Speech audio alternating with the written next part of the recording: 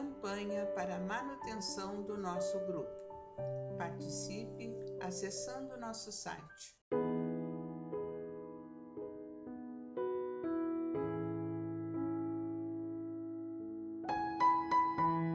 Olá, meus irmãos, olá, minhas irmãs, sejamos bem-vindos ao canal do nosso Grupo Espírita Francisco Xavier, dando sequência às nossas reflexões diárias, livro Estude e Viva, psicografia de Francisco Cândido Xavier e Valdo Vieira, pelos Espíritos Emmanuel e André Luiz.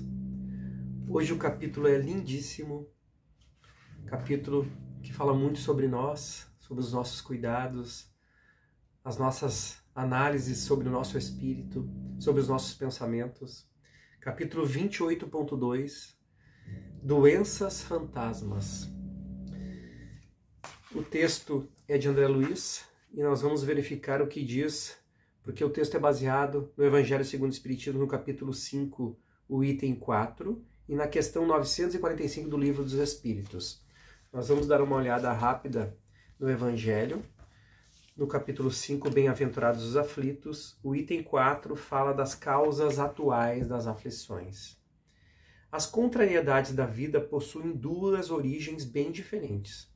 Umas têm sua causa na vida presente, outras em vidas passadas.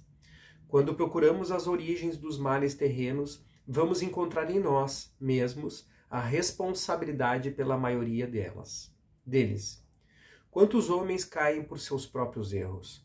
Quantos são vítimas de seu próprio desleixo, imprevidência, orgulho e ambição? Quantas pessoas se arruinam por falta de ordem, de perseverança, pelo mau proceder ou por não terem limitado seus desejos?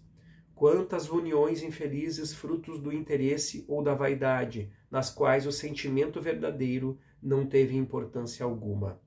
Quantos desentendimentos e disputas desastrosas poderiam ter sido evitadas com um pouco mais de calma e com menos melindres? Quantas enfermidades resultam da falta de moderação e dos excessos de toda a ordem? Quantos pais tornam-se infelizes por causa de seus filhos, por não terem combatido suas más tendências desde a infância? O texto segue, meus irmãos. E depois nós podemos lê-lo, na íntegra. Texto belíssimo também. Questão 945 do Livro dos Espíritos. Kardec pergunta: o que pensar do suicídio que tem como causa o desgosto pela vida? E a resposta dos Espíritos: são homens insensatos. Por que não trabalhavam? A existência não lhes teria sido tão pesada. Resposta forte e firme. Agora o capítulo 28.2, o título Doenças Fantasmas. Livro Estude e Viva. Somos defrontados com frequência por aflitivo problema cuja solução reside em nós. A ele debitamos longas fileiras de irmãos nossos que não apenas infelicitam o lar onde são chamados à sustentação do equilíbrio, mas igualmente enxameiam nos consultórios médicos e nas casas de saúde, tomando o lugar de necessitados autênticos. Referimos-nos às criaturas menos vigilantes, sempre inclinadas ao exagero de quaisquer sintomas ou impressões, e que se tornam doentes imaginários, vítimas que se fazem de si mesmas nos domínios das moléstias fantasmas. Experimentam às vezes leve intoxicação, superavam sem maiores esforços, e dramatizando em demasia pequeninos desajustes orgânicos. Encharcam-se de drogas, respeitáveis quando necessárias, mas que funcionam à maneira de cargas elétricas inoportunas, sempre que impropriamente aplicadas.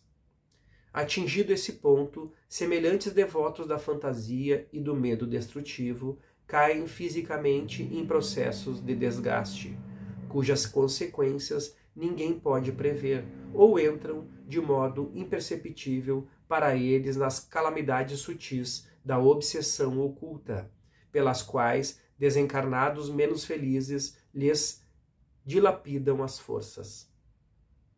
Depois disso, instalada a alteração do corpo ou da mente, é natural que o desequilíbrio real apareça e se consolide, trazendo até mesmo a desencarnação precoce em agravo de responsabilidade daqueles que se entibiam diante da vida, sem coragem de trabalhar, sofrer e lutar. Precatemo-nos contra esse perigo absolutamente dispensável. Se uma dor aparece, auscultemo-nos nossa conduta, verificando se não demos causa à benéfica advertência da natureza. Se surge a depressão nervosa, examinemos o teor das emoções a que estejamos entregando as energias do pensamento, de modo a saber se o cansaço não se resume a um aviso salutar da própria alma, para que venhamos a clarear a existência e o rumo. Antes de lançar qualquer pedido angustiado de socorro, aprendamos a socorrer-nos pela autoanálise criteriosa e consciente. Ainda que não seja por nós, façamos isso pelos outros, aqueles outros que nos amam e que perdem inconsequentemente recurso e tempo valiosos, sofrendo em vão com a leviandade e a fraqueza de que fornecemos testemunho. Nós, que nos esmeramos no trabalho desobsessivo em doutrina espírita, consagremos a possível atenção a esse assunto, combatendo as doenças fantasmas que são capazes de transformarmos-nos em focos de padecimentos injustificáveis a que nos conduzimos por fatores lamentáveis de auto-obsessão. O capítulo é riquíssimo, meus irmãos, em análises, em pensamentos, que nos leva a refletir na nossa auto-obsessão. E nós sabemos, pela mediunidade que trazemos, pelas condições em que estamos inseridos, nos aprendizados, na nossa reencarnação, aos compromissos que somos responsáveis dentro dos nossos lares, nas atividades que cumprimos durante os nossos dias, nós ainda somos presas muito fáceis para essas doenças fantasmas.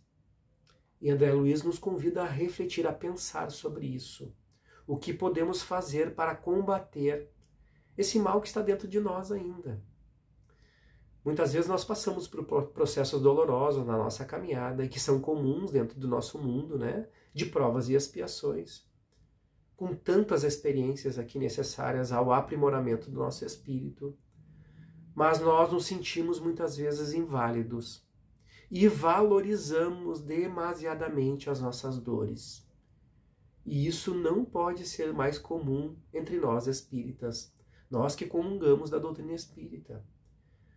Porque ela nos convida à prece, porque ela nos convida a refletir o ambiente que nós estamos vivendo, porque ela nos convida a pensar sobre os nossos pensamentos, porque ela nos lembra de que quando nós pensamos invariavelmente e vibramos em faixas inferiores, estamos conduzindo o nosso próprio espírito a um processo de doença mental, a um processo de doença espiritual, a um processo de obsessão e até mesmo de auto-obsessão.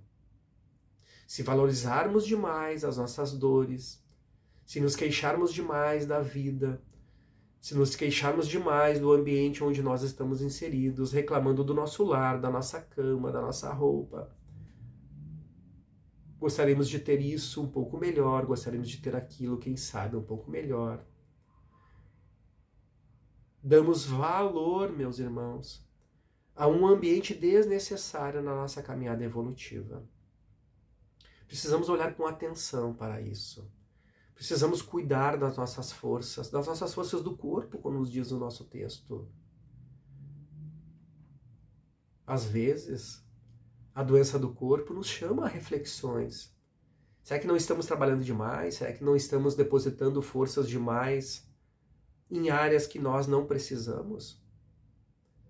Será que não estamos valorizando demais o tempo com o olhar sobre as coisas da matéria e esquecendo as coisas do nosso espírito, isso é facilmente identificado pela nossa mediunidade.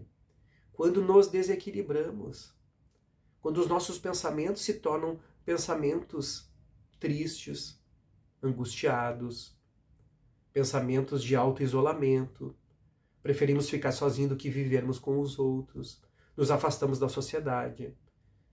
Tenhamos atenção, meus irmãos, nesse processo. Tenhamos cuidado com o nosso espírito. Tenhamos atenção e vamos recorrer à prece. Vamos recorrer ao nosso Pai. Vamos nos entregar a esse amor da prece, que é fundamental para nós. Mas, acima de tudo, renovar as nossas energias. Acima de tudo, através do trabalho, do esforço do trabalho, estando à disposição da vida, do trabalho no lar, do trabalho nas nossas atividades, para nós espíritas, acima de tudo, dentro das nossas casas espíritas, com determinação, com consciência. E assim que o Pai quer nos ver, de cabeça erguida para a vida, seguindo firme nos nossos propósitos. Muito obrigado, meus irmãos, por esse texto belíssimo de hoje. Fiquem em paz, fiquem com Deus, e que assim seja. Campanha para a manutenção do nosso grupo. Participe acessando nosso site.